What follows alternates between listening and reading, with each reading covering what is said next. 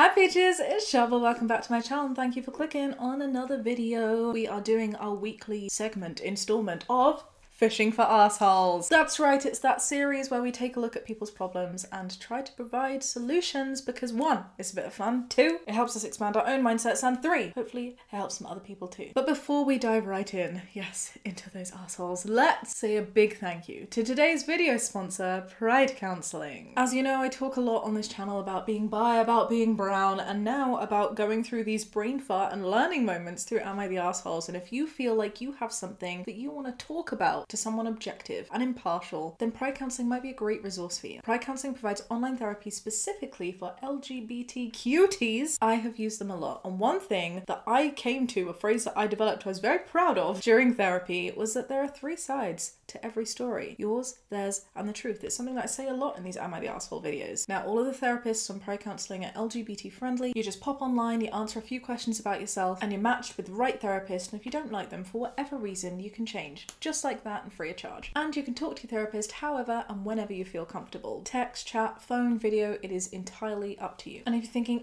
this sounds great, I'd love to, but I can't quite afford it, just know that Pride Counselling also offer financial aid that you can apply for because no one should feel left out from having good mental health. If you'd like to find out more or potentially sign up, you can take a look at my link downstairs in the description box, pridecounselling.com/Shaaba, and you get 10% off your first month. Alright, should we take a look at some of these AITA dilemmas? As I was taking a look at some of these potential arsehole situations, I noticed that they all seem to centre around celebrations. So that is the theme, the vibe that we are going for today. Ready? Am I the arsehole for getting my girlfriend a cry cut instead of a sewing machine? On the face of it, really doesn't sound too bad, but sometimes those are the ones that are the worst. Hi, I am a man, 26 years old, and my girlfriend Sarah is 27. Yesterday was her birthday. A couple of weeks ago, she wanted a sewing machine for her birthday gift, even though she already had one that wasn't broken. I agreed to get it for her. Since I'm a guy who knows nothing about sewing, I spent a good 2 weeks of searching for a good model. In the end, I picked up a brother sewing machine, good choice, along with some extra materials. Just when I was about to order it, I came across the Cry Cut Maker 3. For those who don't know, Cry Cut is something that can cut all kinds of things: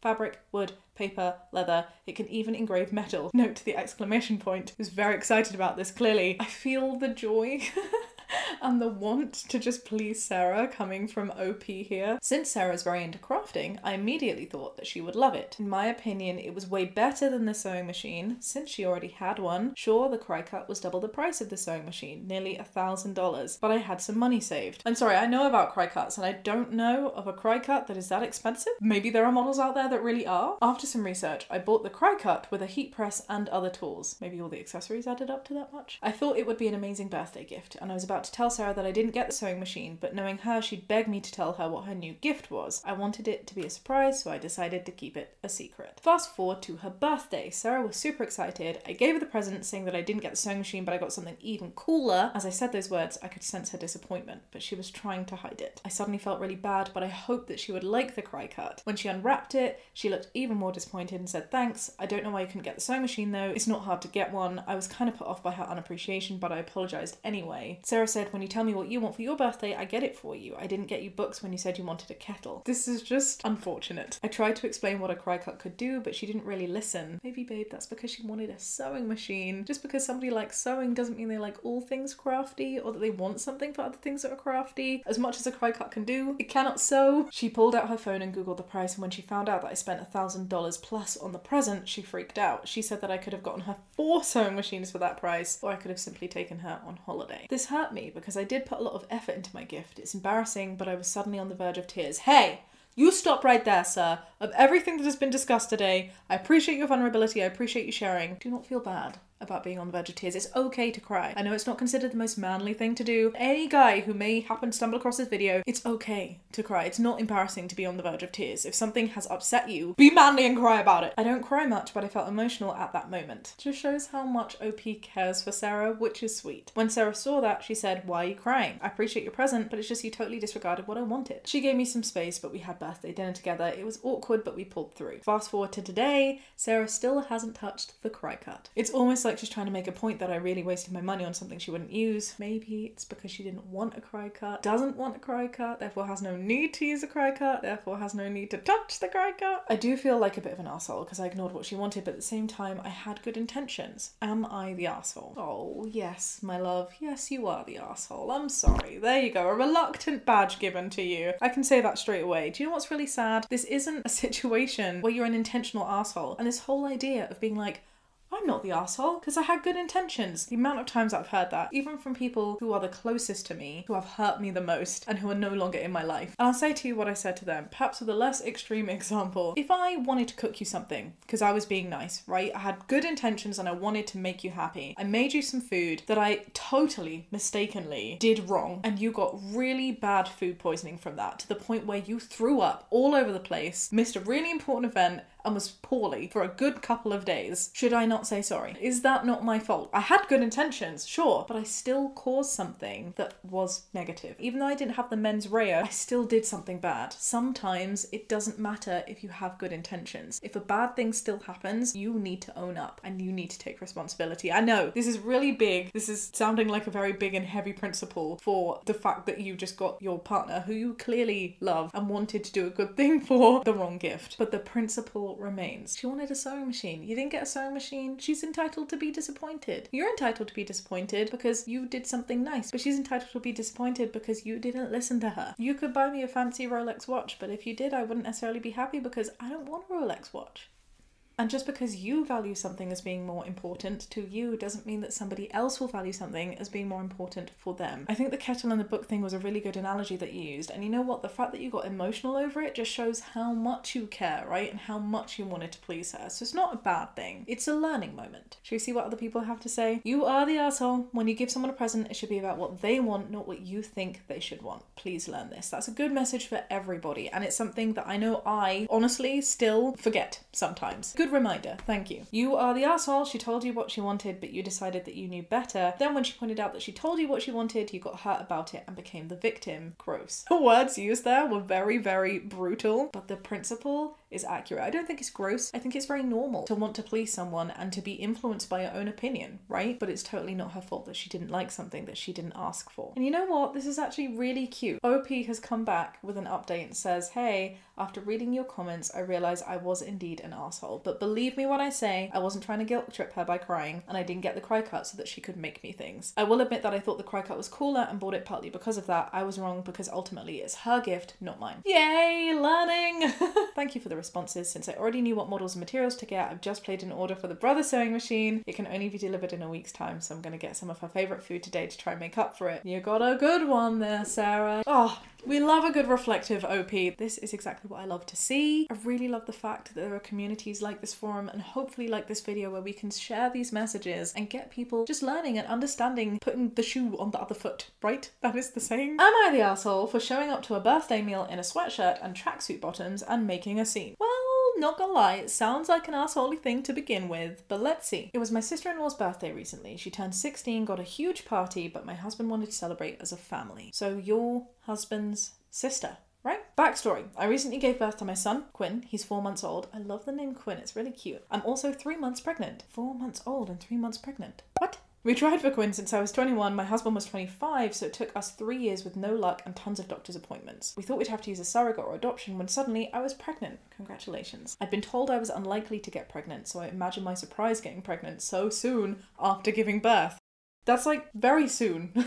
I'm trying to do the math. The pregnancy has been hellish. I mean, I've been pregnant for essentially a year with no break. I get that it's my fault, but as I said, I didn't expect it. It's not been smooth sailing this time. I'm exhausted, nauseous, emotional, and just overall unhappy. Pregnant women get mood swings, but I don't. I'm just sad. And I'm talking to a therapist. I'm sorry, my love. Depression around pregnancy through all 3 stages is a very common thing, so don't feel bad, you are not alone. We planned on meeting at a restaurant when I started getting very nauseous and bad stomach pains. I, without being graphic, was sick all over myself, so I had a bath, and the pains went. My husband rearranged the meal to ours, so the meal was hosted in our home. That's really weird. Like, if I was just sick all over myself and in a lot of pain and pregnant, I would certainly not be going to a restaurant, but I also wouldn't expect my partner to bring that party home. Like go without me, it's fine. Unless the idea is the husband's like, oh, I'm bringing it here so I can look after you and you can like be in bed and I can go and have the little family party and come and make sure you're okay, in which case it's sweet. But I doubt it because it's now my the asshole post. Let's read on. Now granted, he cooked and cleaned, but I've just given birth and I'm pregnant. I don't want anyone in my home. I understand. He insisted I come eat with them, so I came down in comfy clothes. I feel like a whale looking at my old nice clothes. Just the wording. He insisted I come eat with them.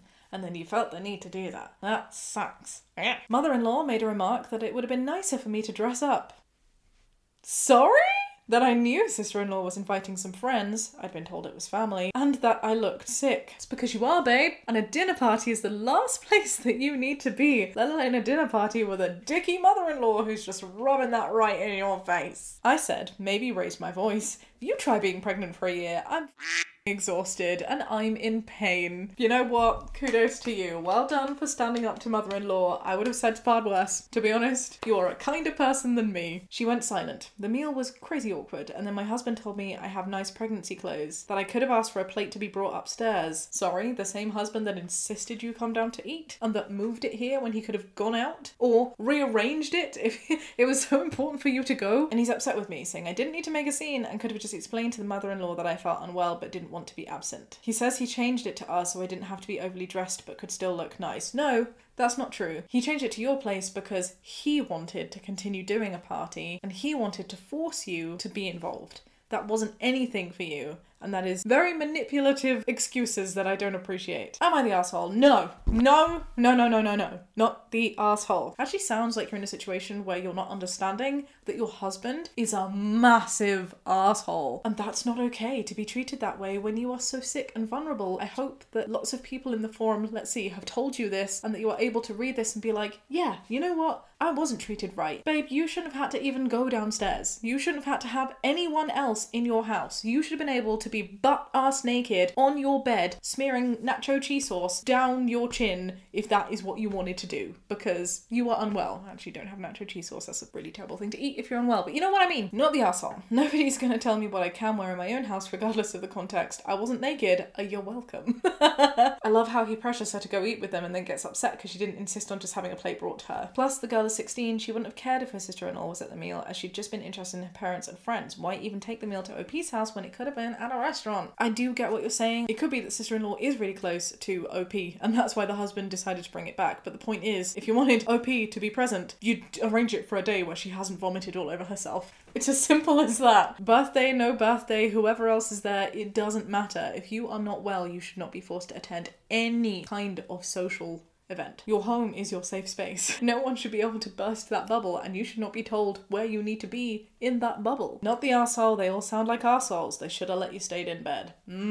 I hope you're seeing an overwhelming amount of not the arseholes, because that is absolutely the truth. You are not the arsehole. Ooh, that one got me really angry and calm. Am I the arsehole for asking a friend to split the cost of a meal he ate a significant portion of? My friend and I went to dinner over the weekend, but we still haven't settled this issue, so we decided to take it to Reddit to see what you all think. I like this. You're seeing it together. I've never seen that before. You're both wanting to understand what people think to resolve something between you. There's something really cute about that. Usually when we go out together, we each only pay for what we order. That way, if someone wants a more expensive dinner or to have a few drinks, the other person isn't stuck footing their bill.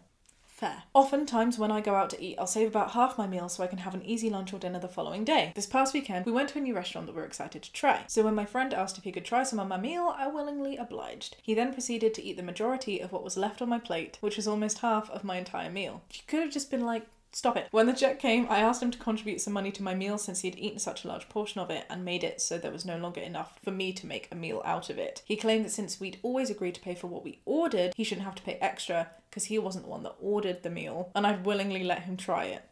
I do hear you, but at the same time, if you're letting someone try your food, it doesn't necessarily mean finish the plate. Like if I said to Jamie, hey, you want to try some of my food? And he ate the rest of it, I would be annoyed. I then explained that I had expected him to take a bite or two, not eat an entire meal's worth of food on top of eating his entire meal. He said I should have specified he could only have a bite or two if that was all I was willing to share. I do agree that it was weird of him to assume that he could just continue eating. You could have also been like, stop it, stop eating so much, like, leave me, I take this home. I understand that we had an agreement to pay for what we ordered, but I think it's kind of a dick move to eat what was essentially an entire meal of someone else's and then expect them to pay for it. So, what do you think? Am I the asshole? Wait. There is an edit. Since this has already come up a few times, I wasn't paying attention to how much he was eating off of my plate.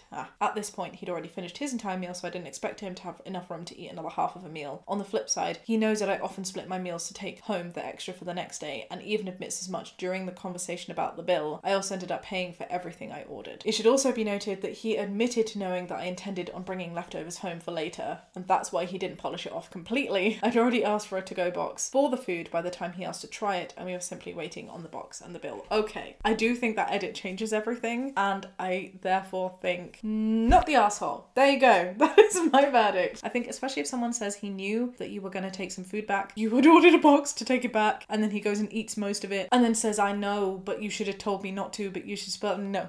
I think it's really cool though that if you're able to have those conversations whilst you're in the restaurant and be like, no, so you should pay. Like, that's quite a ballsy thing to be like, no, you ate the food, so you pay for half of it, even though you did end up paying for all of it yourself. And now you've gone to Reddit to talk about it. Like, you clearly have a friendship where you can address these things. I don't know. I also think you should be paying more attention next time to the food that is being eaten. Well, now you know going forward, I'm sure you'd be like, you want to try something? Here, have a bite. Like, actually separate it from your plate and be like, take that. I'm keeping this. Not the asshole. There's a difference between asking, can I try some, versus can I have the rest of that? I doubt you'll get your money, but I'd never let this person try some of my food again. Not the asshole. If someone asks to try something, I feel the expectation is a small bit, not to finish it. Especially since you mentioned in another comment that people know about your practice of taking things home. And OP actually said, yes, I've gone out to eat with this friend a number of times and I've almost always taken half my meals home. Well, there you go. Well, that was an interesting one. What do you think, friends? Do you agree with me? I don't think any of them were particularly controversial. Like, I feel really reassured in my decisions. If you enjoyed this video, do give it a thumbs up, subscribe if you'd like to see more, and I'll see you next time with another video. For now, be kind and have a great day. Bye.